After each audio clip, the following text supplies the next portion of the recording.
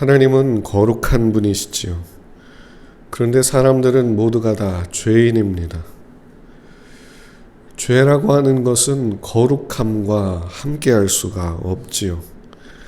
그래서 하나님은 죄를 범한 사람들을 위해서 그들이 하나님 앞에 나올 수 있도록 율법과 제사제도를 주셨습니다. 말씀을 통해서 죄를 깨닫게 하시고 제사제도를 통해 짐승의 피를 흘리며 하나님 앞에 회개하며 나아오게 하시려고 그렇게 해주신 거지요. 그래야 비로소 하나님께서 그들의 죄를 용서하고 그들에게 하나님께 거룩하신 그 은혜로 그들에게 부어줄 수 있고 그리고 그들과 하나님이 함께해 주실 수 있기 때문입니다. 하지만 이스라엘 백성들은 율법과 제사제도를 받았음에도 불구하고 하나님 앞에 온전히 나오는 일에 실패했습니다. 그래서 예수님이 친히 찾아오셨고 누구든지 예수님을 믿는 사람들마다 그의 죄를 용서받고 하나님 앞에 의롭다 여김을 받아 거룩한 모습으로 하나님 앞에 설 수 있게 해주셨습니다. 하나님은 죄를 사함받고 용서받은 사람들에게 구원을 베푸시고 은혜를 베푸시고 그들에게 놀라운 축복을 주시는 분이십니다. 예수님을 보내주신 이유도 죄로 묶여있는 그들을 죄에서 건져내시고 그리고 죄에 묶여있는 그들의 죄를 용서하시고 사하셔서 그들을 자녀 삼아서 하나님의 모든 은혜와 축복을 그들에게 부어주기 위해서였습니다. 우리가 하나님의 말씀을 듣고 하나님의 말씀을 통해서 우리가 하나님 앞에 거절당할 수밖에 없었던 하나님과 함께할 수 없는 죄인이라는 사실을 깨닫고 하나님 앞에 우리의 죄를 자백하고 고백하며 주님께서 나를 용서해 주시는 걸 믿고 그렇게 주님 앞에 나아오면 주님께서 우리의 죄를 용서하시고 사하시고 거룩한 자로 여겨주십니다. 예수님을 믿고 나서도 죄로 인해 더러워질 때마다 예수님과 동행하기를 힘쓰며 우리의 죄를 자백할 때 주님께서 우리의 죄를 용서하시고 정결케 하셔서 우리로 하나님의 은혜를 충만하게 받게 해 주시지요. 하나님은 하나님과 같이 거룩하고 정결한 모습으로 나오는 사람들에게 은혜를 주십니다. 그래서 하나님께서 누군가를 부르실 때 그의 백성이라 할지라도 그들을 불러 은혜를 주려 하실 때 그들에게 회개하라고 그들에게 하나님께 돌아오라고 하나님 앞에 온전하라고 먼저 요구하셨던 것이지요. 오늘 우리가 읽은 본문도 그것을 우리에게 보여주고 있습니다. 모세가 죽은 이후로 모세의 뒤를 이어받아서 여호수아가 이스라엘 민족을 이끌고 가나안 땅을 정복해 가게 되었습니다. 여호수아는 하나님께서 말씀하시고 약속하셨던 대로 가나안 땅에 들어가서 그 많은 땅들을 정복해 가며 하나님이 약속했던 땅을 드디어 소유하게 되지요. 여호수아 1장을 보면 하나님께서 여호수아에게 율법의 말씀을 지키고 행하면 평생 그와 함께하고 누구도 이길 자가 없도록 만들어주겠다 하며 강하고 담대하라 라는 말씀으로 시작을 합니다. 그래서 여호수아서는 이 여호수아가 이러한 하나님의 말씀을 듣고 하나님 앞에서 이스라엘 그 민족을 이끌고 가나안 땅을 점령해가는 내용으로 그 이야기가 시작이 되지요. 그래서 그 땅을 다 점령하고 지파별로 땅을 다 분배하면서 여호수아서라고 하는 책이 끝이 납니다. 그러니까 여호수아서라고 하는 책은 하나님께서 여호수아를 불러 그에게 믿음을 갖게 하시고 그를 이끌어 그 땅을 정복해가는 내용들로 채워져 있는 거지요. 그런데 하나님께서 이 여호수아로 하여금 그 이스라엘 민족을 이끌고 이제 처음으로 여리고성을 정복해야 되는 그 상황이 되었을 때에 정탐꾼들을 보내서 여리고성이 어떤지 다 알아보고 이제 가서 싸우기만 하면 되는 그 상황에서 그 백성들에게 할 일이 있다 하시며 어떤 특별한 예식을 갖게 하셨습니다. 먼저 12돌을 가져와서 요단을 건너면서 그것을 길갈에 세워놓게 하시고, 그리고 그곳에서 그 백성들로 하여금 할례를 받게 했습니다. 할례라고 하는 것은 포경수술과 같은 것인데, 이것을 했던 이유는 하나님께서 그 백성들과 맺으셨던 언약의 표징 때문이었지요. 물론 지금은 예수님이 오심으로 이 율법이 폐하여졌기 때문에 할례를 행하고 행하지 않는 것은 우리의 구원과 아무 상관없는 것이 됐습니다. 로마서 2장 28절부터 29절을 보면 무릇 표면적 유대인이 아니요 표면적 육신의 할례가 아니니라. 오직 이면적 유대인이며 할례는 마음에 할지니 영에 있고 율법 조문에 있지 아니한 것이라. 그래서 할례를 지금 보려고 하는 게 아니라 그것이 지닌 의미를 지금 보려고 하는 거지요. 하나님은 여리고 성을 정복함으로써 가나안 땅을 향해 나아가는 그 발걸음을 이제 막 시작하기에 앞서서 그 백성들을 모아 길갈에서 할례를 받게 하셨습니다. 그 이유는 분명합니다. 그들의 수치를 제하기 위해서지요. 왜 하나님께서 그들의 수치를 제하셔야 했을까? 그들이 가나안 땅을 정복하면서 하나님께서 약속해 주신 그 언약을 이루어내야 했기 때문입니다. 하나님께서 약속하신 것을 얻기 위해서, 그 삶에 역사하시는 하나님의 능력을 보기 위해서 먼저 그들에게 있던 수치와 더러움이 깨끗하게 씻겨져야 했던 거지요. 거룩하신 하나님께서 그 사랑하시는 백성들에게, 그 사랑하시는 자녀들에게 아무리 좋은 것을 약속해 주셨다 할지라도 그들에게 수치와 더러움이 있으면 그것을 받지를 못합니다. 예레미야 5장 25절은 이렇게 말합니다. 너희 허물이 이러한 일들을 물리쳤고 너희 죄가 너희로부터 좋은 것을 막았느니라.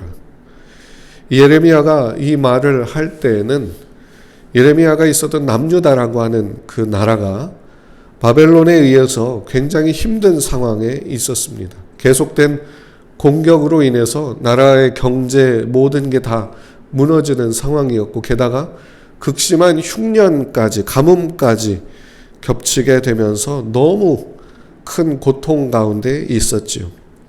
그런데 이러한 상황 속에서 이스라엘 백성들이 하나님의 말씀을 기억하며 하나님께서 그들에게 복을 주셔야 된다고, 하나님께서 우리를 여기서 건져주셔야 된다고, 하나님께서 우리에게 놀라운 축복을 내려주셔야 된다고, 그걸 붙잡고 하나님께 간구하고 있었던 거지요. 그런데 예레미야 선지자가 나와서 그들이 아무리 그렇게 간구해도, 하나님께 그렇게 부르짖어도 하나님이 은혜를 주실 수 없는 이유가 있음을 알려주는 겁니다. 왜 그들이 계속된 그 어려움에 처해 있는가? 왜 계속된 그 어려움에서 벗어날 수 없게 되었는가? 그것을 알려주는 거지요. 너의 허물이 이러한 일들을 물리쳤고 너희 죄악이 너희로부터 좋은 것이 오지 못하게 막고 있었다라는 거지요. 그래서 그들의 죄악과 허물을 하나님 앞에 회개하고 온전한 모습으로 서야지, 그래야 하나님께로부터 좋은 것들이, 형통한 것들이 올 수 있다고 이야기를 해주는 겁니다.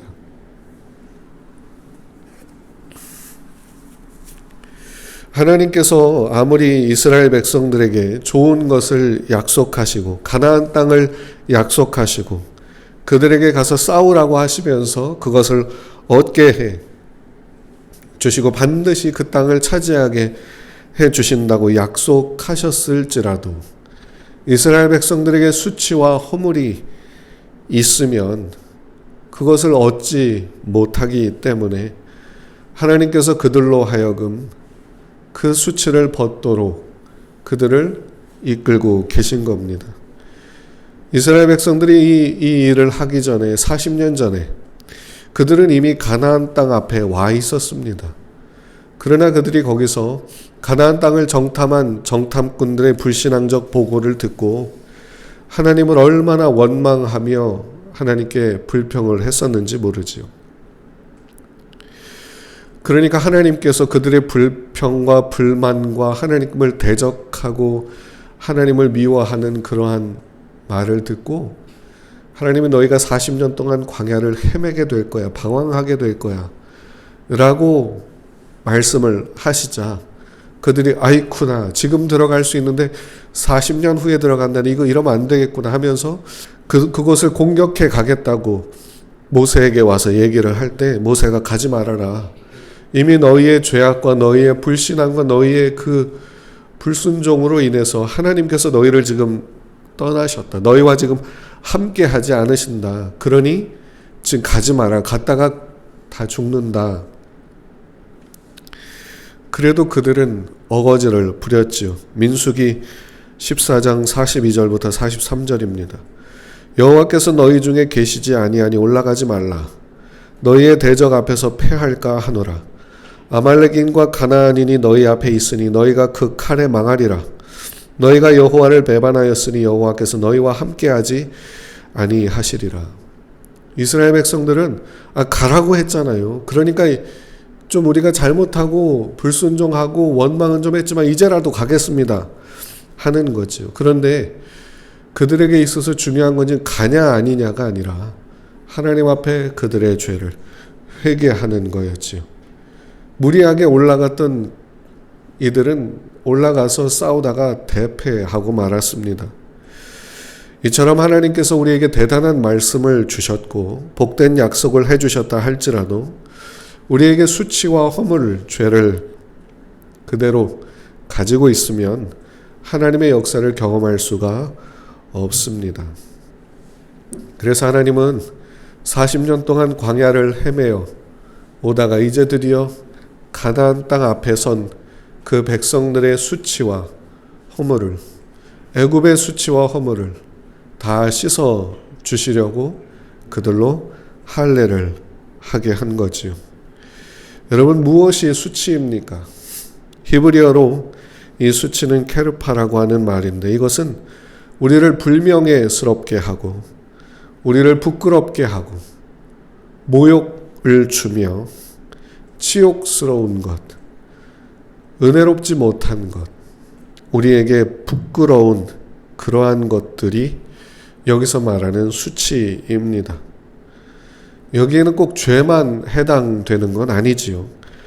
죄와 더러움과 상처와 허물들, 아픔들, 고통들, 그들을 묻고 있는 과거의 그 모든 일들을 다 포함하는 말입니다. 누구나 다 수치스러운 것들을 가지고 있습니다. 그런데 수치스러운 것이 그 속에 콱 하고 자리 잡고 있으면 하나님께서 복을 주셔도 그게 복이 되지 못하고 하나님께서 은혜를 주셔도 그것이 은혜되지 못합니다. 그 수치가, 그 더러움이, 그 부끄러움이, 그 불명예스러움이 계속해서 그것을 은혜되지 못하게, 하나님의 축복이 축복되지 못하게 방해를 하기 때문이지요. 그래서 하나님께서 그 백성들이 가나안 땅을 이제 들어가 여리고성을 정복하기 전에 그들의 수치를 다 씻어 주려 하셨던 거지요. 할례로서 말입니다. 우리에게 있어서 할례라고 하는 것은 어떤 의미일까? 골로새서 2장 11절부터 12절을 보겠습니다. 너희가 손으로 하지 아니한 할례를 받았으니 곧 육의 몸을 벗는 것이요 그리스도의 할례니라. 너희가 세례로 그리스도와 함께 장사되고 또 죽은 자들 가운데서 그를 일으키신 하나님의 역사를 믿음으로 말미암아 그 안에서 함께 일으키심을 받았느니라. 아멘. 우리에게 있어서 할례라고 하는 것은 육의 몸을 벗는 것으로 예수님과 함께 죽고 예수님과 함께 사는 것입니다. 나의 죄, 곧 육체의 정욕을 따름으로 죽을 수밖에 없는 자가 되었다는 것을 인정하고 예수님께서 십자가에서 죽으실 때에 나도 거기서 함께 죽었음을 믿고 예수님께서 부활하실 때에 나도 그와 함께 그 안에서 일으키심을 받아 살게 되었음을 믿는 거지요. 우리에게 있어서의 할례는 마음의 할례로서 우리 정욕과 육체의 죄악을 벗어버리는 것을 의미한다고 할 수 있습니다. 예수님과 함께 죽고 함께 살았음을 믿는 믿음이며, 그리고 이 믿음은 죄를 회개하는 회개를 포함하고 있죠. 내 과거의 모든 상처와 더러움과 추함과 못난 것들, 나를 묶고 있는 모든 것을 주님께서 벗어버리게 하시고 여기서 벗어나게 하시고 여기서 자유케 해주시는 걸 믿는 믿음입니다. 존 웨슬리는 마음의 할례에 대해서 이렇게 말했습니다. 하나님께서 칭찬해 주실 마음의 할례는 무엇을 수반합니까? 마음의 할례는 성경이 거룩이라고 칭하는 바 하늘로부터 주어지는 영혼의 기질로서 새로워진 상태를 수반합니다. 즉 육과 영의 온갖 더러움인 죄로부터 씻기고 그리스도 예수 안에 있는 덕들로 채워지며 그로써 하늘에 계신 우리 아버지가 완전하신 것 같이 그렇게 우리 마음과 영혼이 온전히 새로워진 상태를 수반합니다. 여러분에게는 예수님께서 죽으셨던 십자가에서 같이 죽어야만 하는, 거기서 죽지 않으면 안 되는 그런 죄악된 모습, 부끄러운 모습, 수치스러운 모습이 있습니까?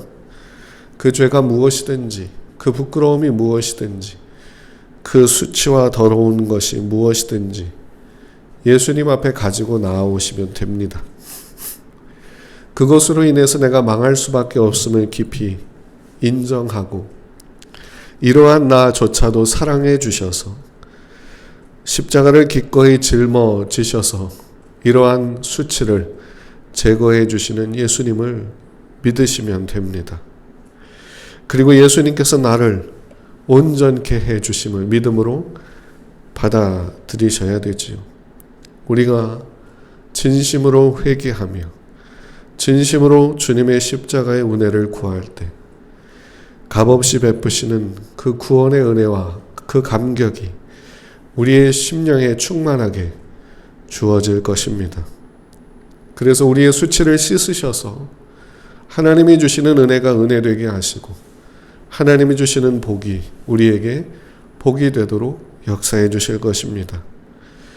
지금 나라가 돌아가는 상황을 볼 때에 새해인 2025년도에 어떤 어려움들이 우리를 또 찾아올지 알 수 없지만 세상이 얼마나 힘들고 어렵든지 상관없이 우리가 처한 상황이 우리를 얼마나 고통스럽게 하는지와 상관없이 하나님께서 그 믿는 자들을, 그 수치를 씻어주신 그 사람들을 하나님께서 책임지사 은혜를 주시고 복을 주셔서 끝까지 하나님을 영화롭게 하고 많은 사람들을 복되게 하며 살아가게 해 주실 것을 믿습니다. 이를 위해서 올해 우리가 범했던 죄들을 회개하고 우리 안에 우리를 짓누르고 있는 수치와 더러움과 우리를 묶고 있는 과거의 상처와 불명예스러운 것과 모욕된 모든 것들을 주님께 내려놓는 성도들이 되셔야 합니다. 하나님과의 관계 속에서, 사람들과의 관계 속에서, 나 자신과 물질과의 관계 속에서 잘못한 것들이 있다면 회개하여 주님의 온전케 하시고 정결케 하시는 그 은혜를 힘입게 되시기를 축복합니다.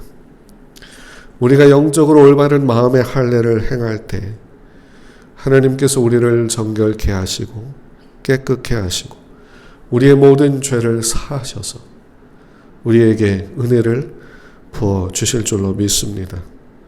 본문에서 하나님은 여호수아에게 이스라엘 백성들로 하여금 할례를 행하게 하라 하셨는데 이때 그 할례는 고통을 수반하는 할례였습니다. 여호수아 5장 2절을 보면 부싯돌로 칼을 만들어 할례를 행하라 이렇게 말씀했습니다. 칼을 만드는데 날카로운 쇠로 금속으로 그래서 아주 예리하게 만드는 그런 칼이 아니라 부싯돌로 만든 칼이라는 거죠. 얼마나 그 돌의 재질이 좋은지 모르겠지만 돌로 만든 칼이 얼마나 날카롭고 예리하겠습니까? 아무리 잘 베었다 할지라도 그로 인한 통증과 상처가 굉장히 컸겠지요. 지금과 같은 그런 진통제, 소독제도 없었을 때인데 얼마나 그 고통이 상당했겠습니까? 그들의 할례에는 이런 고통이 필요했습니다. 회개에는 고통이 필요합니다. 내 죄악을 끌어안고 우리의 수치와 더러움과 모욕과 이 불명예스러운 모든 것이 우리에게 얼마나 큰 고통이었는지를 알고 이로 인해 당했던 고통과 아픔과 상처와 그 괴로움을 끌어안고 주님께 내어 드리는 거 아니겠습니까? 아마도 이 사람들은 부싯돌로 만든 칼을 가지고 할례를 행하고 하나님 앞에서 그 고통을 견디면서 머물러 있었을 겁니다. 우리도 주님 앞에 회개하면서 우리의 죄악과 이 수치로 인한 고통을 끌어안고 주 앞에 머물러 있을 때 예수님께서 우리의 이 모든 것을 짊어져 죽어주시고 우리를 살려주신 것을 믿음으로 받아들일 때 하나님께서 우리의 모든 수치를 씻어 주시는 줄로 믿습니다. 이스라엘 백성들이 이렇게 할례를 행하여 주님 앞에 머물러 있을 때 하나님은 그들에게 모든 애굽의 수치를 떠나가게 하였다라고 말씀을 해주셨습니다. 그들을 묶고 있던 그 과거의 모든 세력들, 그들의 사고방식, 그들의 삶, 그들의 모든 것에 영향을 미치고 있던 그 과거의 모든 것들을 주님이 다 끊어버리고 씻어버리고 제하여 주셨다는 거지요. 그리고는 그곳 이름을 길갈이라 하셨습니다. 길갈이라고 하는 뜻은 돌이 굴러갔다. 여기서 모든 것이 굴러갔다. 그러니 그걸 다시 들고 가지 마라. 굴러간 돌을 다시 찾아서 그걸 다시 들고 가지 말라. 이런 얘기지. 거기서부터 새 역사가 쓰여지기 시작할 거라는 겁니다. 너희를 짓누르고 있던 것을 내가 다 제하여 버리고 끊어버리고 멀리 던져버리고 너희에게서 같이 있지 못하게 막았으니 이제 여기서부터 이제 시작이다. 여기서부터 이제 새로운 시작이다. 라는 겁니다. 오늘 우리가 있는 이곳이 우리에게 길갈이 되고 오늘 우리가 서 있는 이 시간이 우리에게 길갈이 되는 줄로 믿습니다. 우리의 모든 수치가 씻겨나가고 우리를 묶고 있는 과거의 모든 모욕스럽고 불명예스러웠던 것들이 잘라져 버리고 우리에게서 멀리 굴러가게 하셔서 하나님 앞에 거룩하게 서도록 그분이 은혜를 베푸시고 우리를 이끌어 주실 줄로 믿습니다. 우리가 서 있는 곳이 길갈임을 알아서 여기서부터 이제 축복이 축복되게 하시고 여기서 이제부터 은혜가 은혜되게 하시고 우리의 믿음이 정말 믿음되게 하시는 그 역사를 경험하는 우리가 되기를 축복합니다. 이 일이 있고 난 다음에 하나님께서 이스라엘 백성들을 이끄셔서 여호수아의 앞길을 열어주시고 약속하셨던 대로 가나안 땅을 하나씩 하나씩 정복해 가게 하셨습니다. 이처럼 우리의 삶에도 하나님이 역사하사 우리가 당했던 모든 죄악, 우리가 범한 죄악과 상처와 더러움과 추함, 우리를 묶고 있는, 우리를 짓누르고 있는 모든 수치를 주님께서 다 씻어주시고 잘라주시고 제거하여 주셔서 2025년도에는 세상이 어떻게 돌아가는지 상관없이 하나님의 자녀된 자로서 하나님께서 그분이 가지고 계신 계획과 그 섭리 가운데 우리를 이끌어 주실 줄로 믿습니다. 그것이 어떤 모습인지 우리는 알 수 없지만 영혼을 구원하고 하나님께 영광을 돌리고 하나님이 부르시는 그때까지 하나님의 일을 하도록 우리 가운데 역사해 주실 줄로 믿습니다. 주님께 온전히 회개하며 우리 은혜를 구하는 우리에게 우리의 수치와 부끄럽고 절망스럽고 고통스럽고 괴로워하는 것들을 다 지우시고 놀라운 은혜를 부어주실 줄로 믿습니다. 우리를 온전케 하시는 하나님, 우리에게 은혜를 부어주시는 하나님, 우리를 복되게 하시고 우리를 쓰시는 하나님, 우리의 마음을 살피시고 우리의 기도를 들으시고 우리에게 응답하시며 우리에게 성령의 충만함을 주시는 그 하나님이 우리와 동행하시며 그분의 역사를 우리에게 보게 해 주실 줄로 믿습니다. 새해 첫 시간 예배를 드리는 그때까지 주님 앞에 남은 며칠 동안 더 기도하기를 힘써서 하나님께 은혜 받고 축복을 받기에 합당한 모습으로 설 수 있는 우리가 되기를 바랍니다.